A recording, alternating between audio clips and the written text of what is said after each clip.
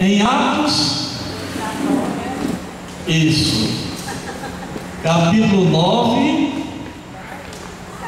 Atos 9, logo no comecinho, do 1 ao 8, é só somar, 1 mais 8 dá 9, Atos 9, do 1 ao 8. Meu querido e amado São Paulo apóstolo, que de perseguidor passou a ser apóstolo. Todo mundo achou? Saulo só respirava ameaças e morte contra os discípulos do Senhor.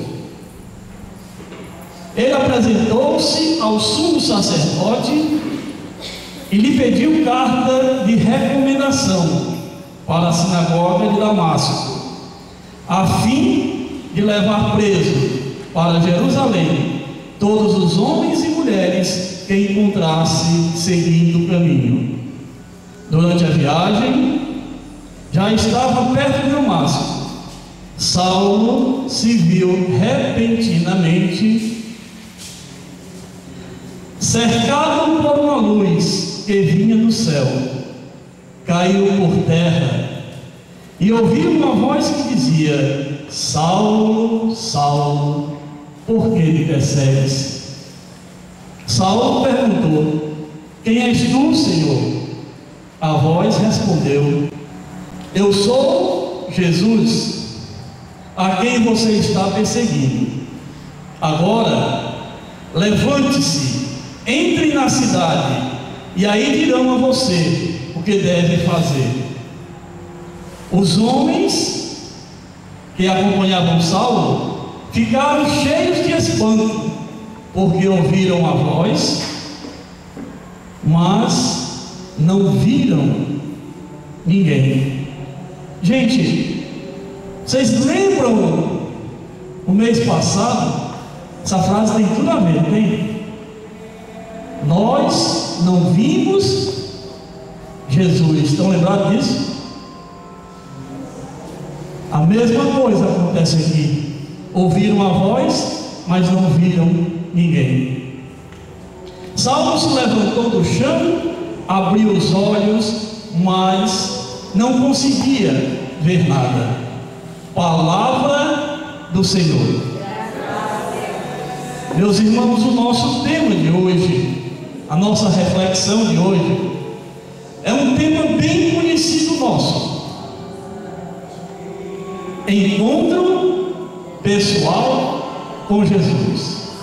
É um tema que já foi abordado em pregações, homilias, livros, música.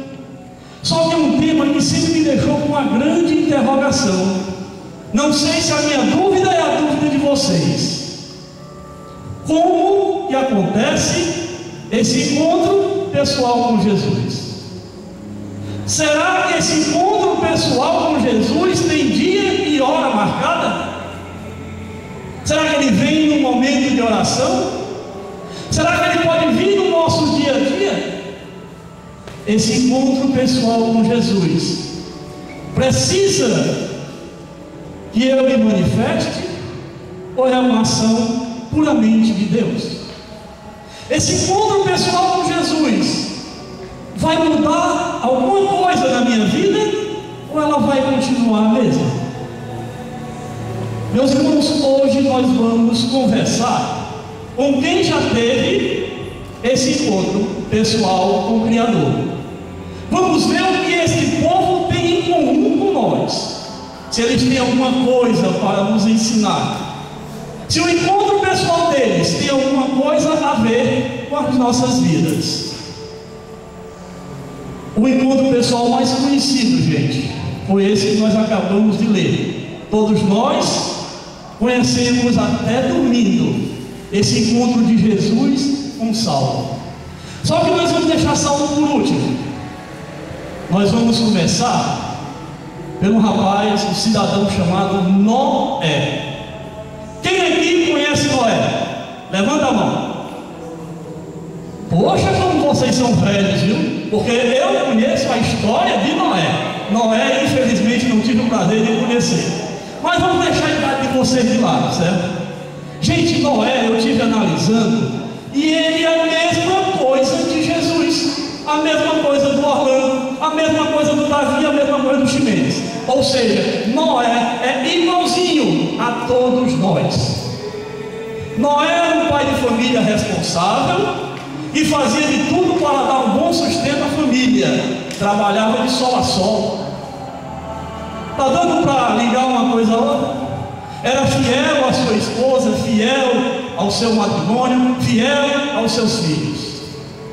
A mulher de Noé, por sua vez, pensando bem, é a mesma coisa de vocês. Uma mãe de família dedicada, que fazia de tudo para manter a família unida, independente da crise que estivessem vivendo. A mulher de Noé era zelosa com a família, era uma mulher dedicada ao lar. Noé tinha 3 filhos, e por incrível que pareça, os filhos de Noé eram igual aos nossos. Davam alegrias, davam tristezas, mais alegrias do que tristeza. Eram garotos que trabalhavam, no geral, estava tudo certinho. Se você começar a analisar, a família de Noé é o espelho fiel da nossa família. É ou não é verdade? Sabe por quê, gente? Primeira lição de um encontro pessoal com Jesus: toda a família que se deixa guiar pelo senhorio de Jesus, pelo senhorio de Deus, independente do momento que estejam vivendo, independente da época em que viveram, são as mesmas. Porque para Deus não existe diferença, todos nós somos especiais. E Noé queria ter um encontro com Deus, e teve. Deus um dia chegou para Noé e disse: Noé, meu filho, estou precisando de você. E Noé disse: pode contar comigo, Senhor. Noé, tu sabe que a coisa está feia, o mundo está de ponta cabeça, ninguém se respeita mais, os valores estão se invertendo. Eu quero passar uma borracha, eu quero começar do zero. Eu preciso que você seja o meu instrumento. Eu preciso que você construa para mim um templo tão grande que possa comportar todos os escolhidos. E você vai ficar encarregado de juntar todo esse povo. Noé disse: Senhor, se o Senhor manda, eu aceito. Agora só tem um problema. O Senhor sabe que a madeira está cara, eu ganho salário mínimo. Tem meses que eu não consigo nem pagar os cartões todos. E aí, gente, Noé aprendeu como funciona a matemática de Deus. Deus chegou para Noé e disse: então é o seguinte, eu sou Deus, o meu salário é altíssimo, eu vou te dar 90% do meu salário para que você possa manter a sua família. Como eu sou Deus e não preciso de dinheiro, vou te dar os outros 10% para que você possa construir essa igreja. E Noé topou. Só, meus irmãos, que quando a gente começa a trabalhar para Deus, quando a gente começa a seguir o caminho certo, quando a gente começa a trabalhar por esse reino, começa a aparecer a turma do deixa disso. Tu é doido, né, Noé? Vai fora, macho. Tá vendo? Gastar o teu dinheiro com negócio de igreja, tão suado. Macho, pensa no futuro. Pega esses 10% e faz uma poupança. Não é assim que as pessoas falam com a gente? Só que Noé disse: não é assim que funciona a matemática de Deus. E Noé começou a ensinar para as pessoas como funciona essa matemática. Alguns aprenderam, outros, gente, infelizmente, ainda hoje não entendem bolufas de matemática. Se você é do time que não aprendeu a matemática de Deus, por favor, comece a aprender. Gente, ter um encontro pessoal com o nosso Criador exige sacrifício, exige renúncia, exige mudança de vida. O segundo encontro, esse foi lá. Deus, o nosso Criador, foi se encontrar justamente com Moisés. Moisés tinha um problema seríssimo de dicção. Moisés tinha a língua presa. Todos nós sabemos que Moisés era galo, não é isso? Moisés, gente, é igual Davi, um rapaz forte, bonito, muito bem empregado, ganhando muito bem financeiramente, né? Estava com a vida ganha. Moisés trabalhava com o sogro dele também muito rico. Querendo ou não, Moisés era herdeiro. E Deus chega para Moisés e diz: Moisés, meu filho, estou precisando de você. Moisés disse: Senhor, já que tu está, pode contar comigo. Meu filho, é o seguinte: larga toda a segurança que tu tem, larga o teu emprego, larga o teu alto salário. Eu preciso que você seja pastor das minhas ovelhas. Eu preciso que você guie o meu rebanho. E Moisés disse: Senhor, se tu queres, tudo bem. Só, Senhor, que eu tenho um probleminha, o Senhor sabe. Eu sou gago. Sabe o que foi que Deus disse? Olha para mim, Ângela. Eu conheço o teu problema de perto. Orlando, eu conheço a tua fraqueza. Davi, eu conheço a tua limitação. E é assim que Deus diz com cada um de nós. Só que Ele disse: não te preocupa, se eu te escolhi, eu estarei do teu lado. Não tenha medo. Meus irmãos, encontro pessoal com Jesus tem uma necessidade muito grande. Exige sacrifício, exige renúncia, exige mudança de vida. Quantos jovens, meus irmãos, hoje são chamados ao sacerdócio e dão as costas para Deus devido ao seu trabalho? Quantas jovens são chamadas a servir como religiosas e dão as costas para Deus porque são herdeiras? Meus irmãos, minhas irmãs, servir a Deus exige sacrifício, exige renúncia, exige mudança de vida. O terceiro encontro, esse foi bem legal. Jesus se encontra com Pedro. Pedro, meus irmãos, era um empresário, tipo Orlando, tipo Jesus, empresáriozão muito bem sucedido no ramo de pesca, tinha um barco. Por sinal, ele já ia sair para trabalhar quando Jesus chegou e disse: ô Pedro, Simãozinho, estou precisando de você. Simão na mesma hora disse: Senhor, eis-me aqui. Meu filho, eu preciso que você concilie o seu tempo de pescador de peixe com pescador de alma, pescador de homem. E Pedro disse: estou dentro.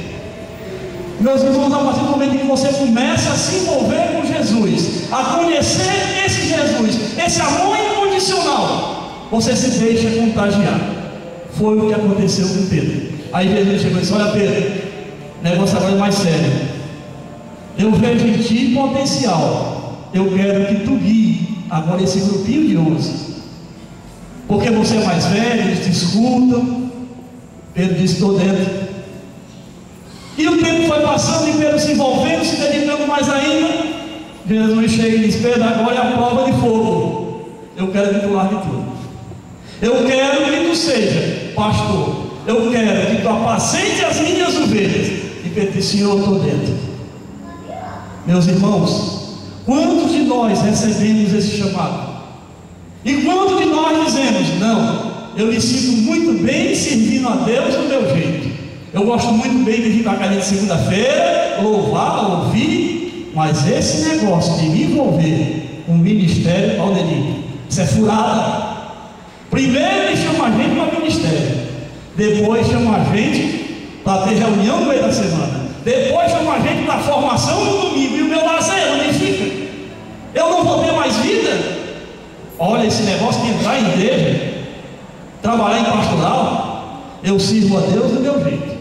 Eu entro na pastoral, depois me chamo para a comunidade, quando eu menos esperar, estou celebrando a missa no lugar do padre. Não me envolvo. Aonde vai ficar o meu lazer? Aonde vai ficar a minha vida? Eu por acaso agora vou viver para a igreja, meus irmãos, que Deus quisesse que a gente pudesse fazer como Paulo e dizer: viver para mim é Cristo. Ah, se nós tivermos a felicidade de dizer: morrer em Cristo para mim é lucro. A verdadeira felicidade está nisso. Meus irmãos, encontro pessoal com Jesus exige sacrifício. Encontro pessoal com Jesus exige renúncia.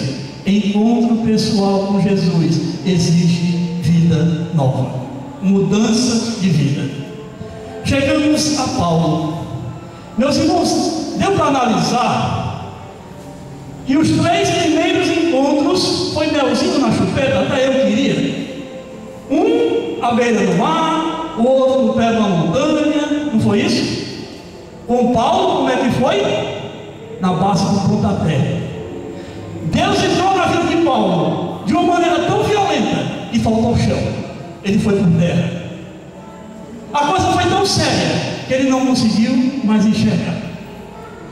Quantas vezes, meus irmãos, essa colocação é maravilhosa, porque mostra para nós que existem duas maneiras de termos o nosso encontro pessoal com Jesus. Temos o nosso encontro pessoal com o nosso Criador. Pode vir através do amor, mas pode vir através através da dor. Vou dar para vocês o seguinte: através do amor, pode ser na hora de uma oração, em casa, você ser tocado. Pode ser naquele momento em que você está ajudando um irmão carente, um amigo necessitado. Através da dor, meu irmão, pode ser diante da impotência de ver um parente teu doente e você não poder dar a solução. Aquela dor maior de sentir o peito rasgado quando você perde um ente querido.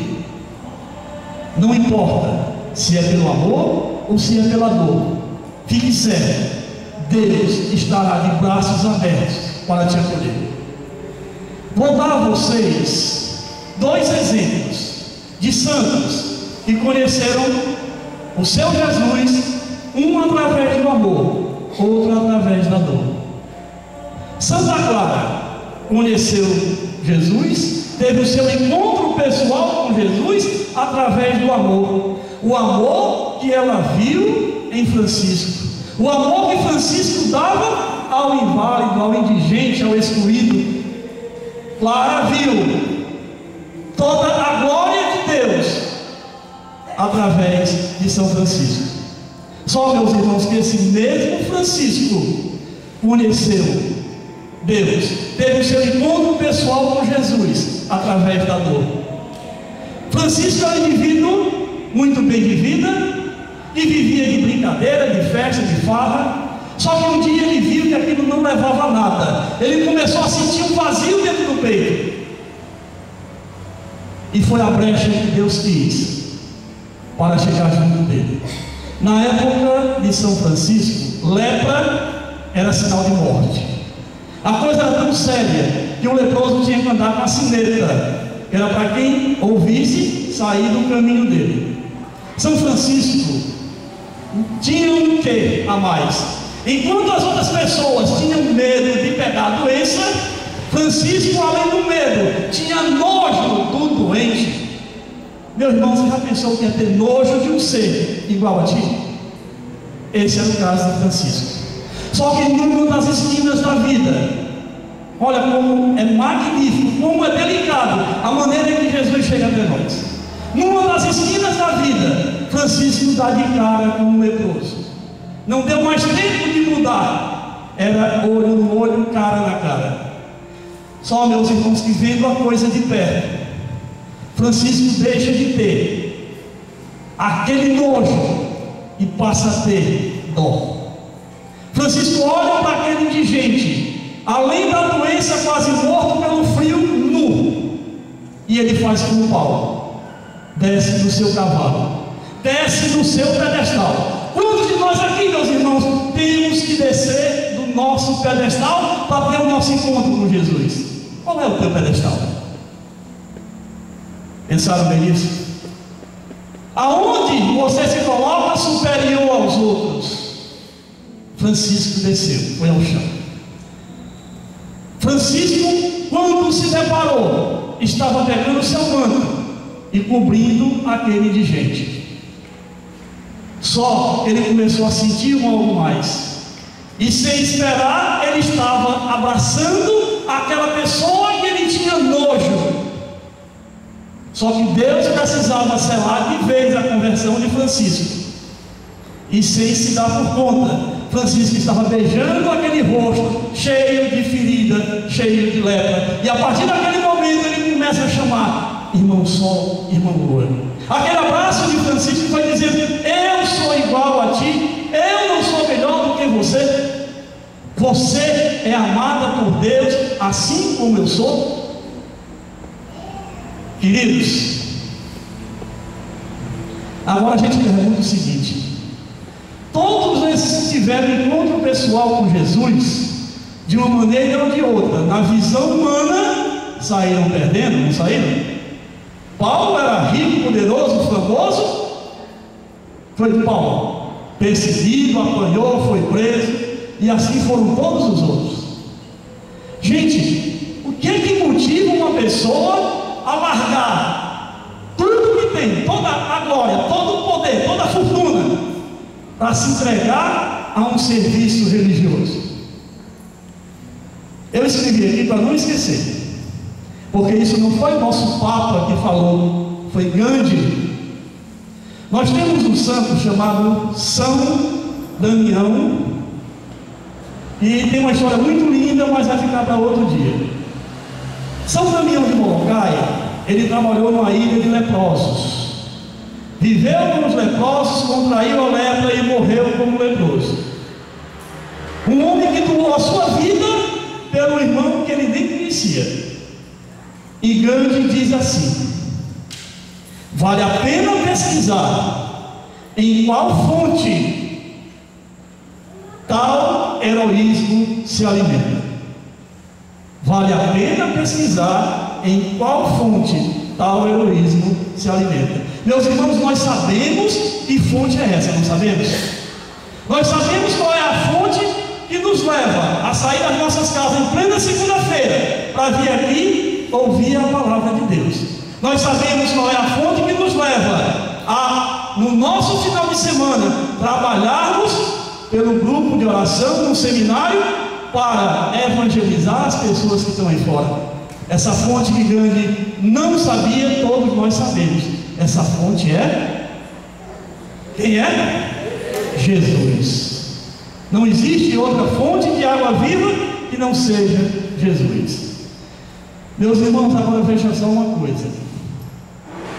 Esses homens, de maneira humilde, trabalharam como foi preciso.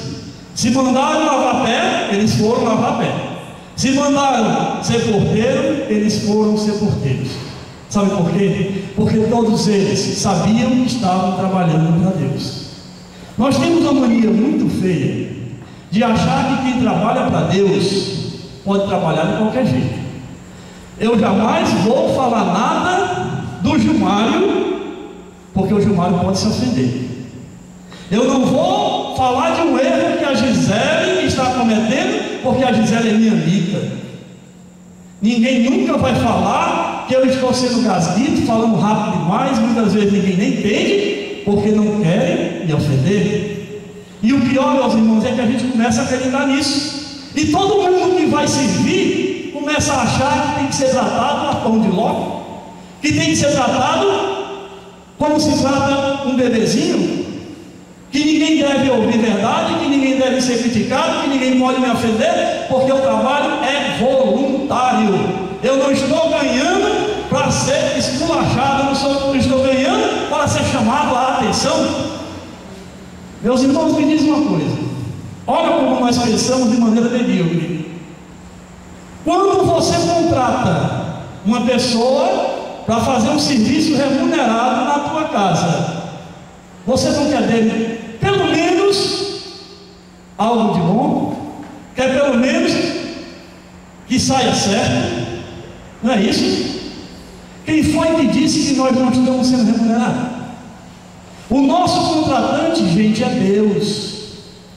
E o salário que Ele nos paga, o ladrão não pode levar e nem a traça pode comer. Vocês lembram disso? Então, pelo amor de Deus, não venham dizer que estão trabalhando de graça para Deus. Não venham dizer que estão fazendo por amor. Estão fazendo por amor? Melhor ainda. Quem faz por amor tem que fazer bem feito. Lembre-se do seguinte: quem trabalha remunerado tem que fazer bem feito. Quem trabalha não remunerado por amor tem que fazer perfeito. Então, a partir de hoje, aceita uma crítica construtiva, arregaça as mangas e diz: olha, me desculpa, eu errei, vamos continuar daqui para frente. Não cai nessa besteira infantil de dizer: vou sair da igreja porque o padre não olhou para mim.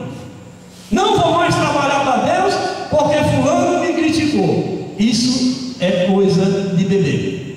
Nós trabalhamos para Deus por amor, e se é por amor temos que dar o nosso melhor. Gente, finalizando,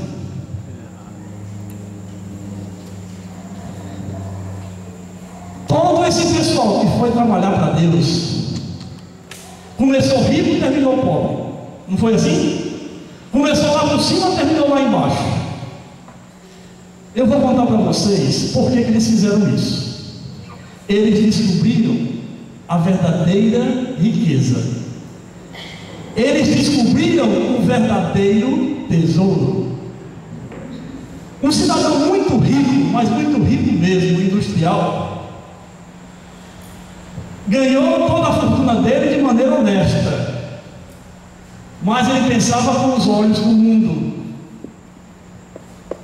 Ele queria que o filho dele valorizasse o trabalho, que o filho dele estudasse, que o filho dele valorizasse os bens materiais, e quis mostrar para o filho como era triste ser pobre.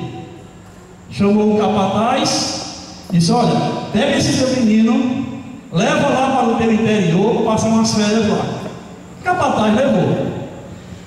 15 dias depois o menino volta, cabisbaixo, os olhos não estavam mais vermelhos, estavam roxos de tanto chorar. E o pai ficou preocupado, disse: meu filho, lhe trataram mal assim lá? Disse: não, pai, pelo contrário, lá todo mundo foi maravilhoso comigo. E meu filho, por que você está tão abatido, tão choroso? Ele disse: pai, eu descobri o quanto é triste ser pobre. A pobreza é uma coisa horrível, dói a pobreza, pai. E o pai disse: olha, aprendeu. Meu filho, conta o que foi que você viu lá. Disse: olha, pai, eu vou falar. Vem aqui fora. Está vendo a nossa mansão? Olha para o quintal. O nosso quintal é tão grande que mal dá para ver o muro no final. Lá, pai, o quintal é tão grande que o muro é o horizonte.